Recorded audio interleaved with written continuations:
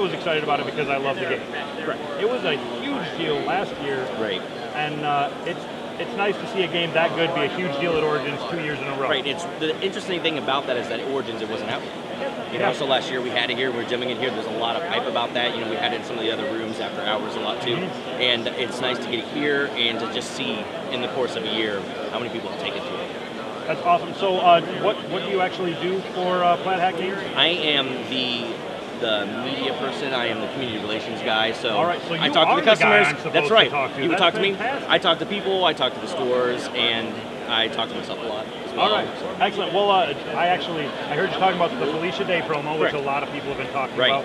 I lucked out. I have the Dead of Winter copy that's got her on the board, that's got her on the box. Right. Kind of made my day, so I got that and the Kodiak Colby. Kodiak Colby, that's right. I have both. The ruggedly handsome image of our chief guy back here. And they're, you know, surprisingly really, really functional, extremely useful promos. They're not just for looks. Right. The Felicia card is kind of interesting too because we wanted something that would, you know, some people when they're play sessions they don't get to trigger crossroad cards that much, right? Yeah. And so the Felicia is really interesting in that she'll trigger things for characters that aren't in play. And some people hate that though because a lot of when you trigger more, you're getting into a lot of situations that aren't fun, right? And so they're like, get her out of here.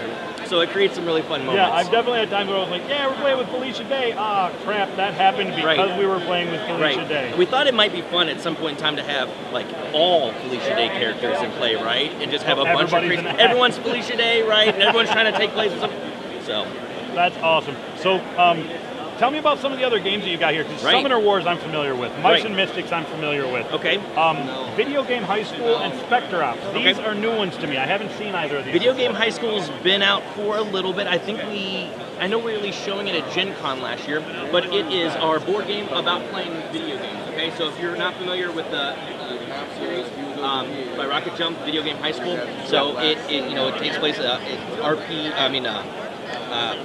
FPS, school, right? And so everyone's trying to get higher in rank. So it's going to be a dice rolling game, sort of like, your Yahtzee sort of thing. You'll have your values that you can use throughout the game. And then worker placement. So you're going around doing different activities, trying to go to different arcades and score high points, on the Rockstar one, or on the FPS shooter, or on the Dance Dance game, or anything like that. So just it's a quick, kind of light game, like that. Worker placement dice.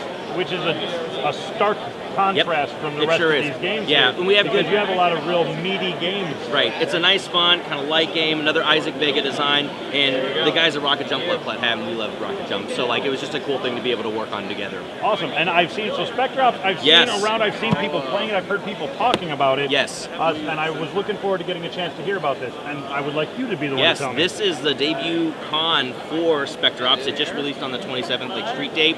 So it is in collaboration with Nazca Games. Emerson Matsuuchi designed this. It is a stealth action game. So similar to like your Scotland Yard or Nuts on the Run or something. It is set in the same world as Dead of Winter. So this is Raxxon in the future, right? And they've been doing genetic testing. They've been doing all this sort of stuff. And the people in the world, they're living okay. But they're just okay, right? And there's some agents who kind of want to gain some of that freedom back. And so they have infiltrated Raxxon Global's facility, and they're trying to get pieces of information. So they're different, little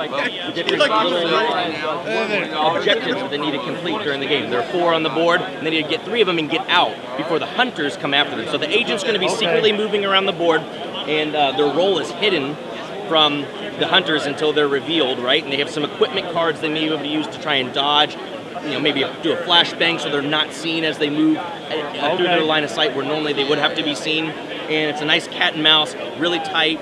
Being in this realm, it has the theme that some other games don't necessarily have. So it's a really tight, tense game, and the hunters' abilities are kind of fun too as they chase after them. Some are better at moving faster, sensing. Some of them are better at moving the vehicle around and kind of triggering position of the units. Awesome.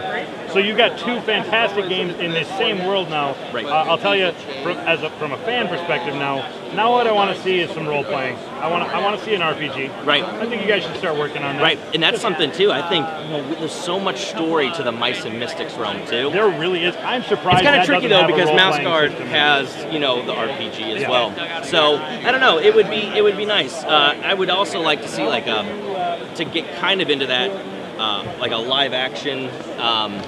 Dead of Winter playthrough or something like that in real action. Yeah, and that's something that maybe next year we might be able to set up, get some of the big booths and have people play the zombies and have people play the characters and kind of move around and do everything like that and just really get into the character. One of the guys is a trader or maybe there isn't a trader. That's one of the things I love. Yeah, it's a trader mechanic, but it's not always there. Right. I don't know if I can trust you, and if I can't trust you, it's only one of you that I can't trust. Right. So I default to I don't trust anyone. Right. Yeah, it's a great game, man. Thanks for talking to us. Hey, thanks a lot. Absolutely. Have a good day. You as well.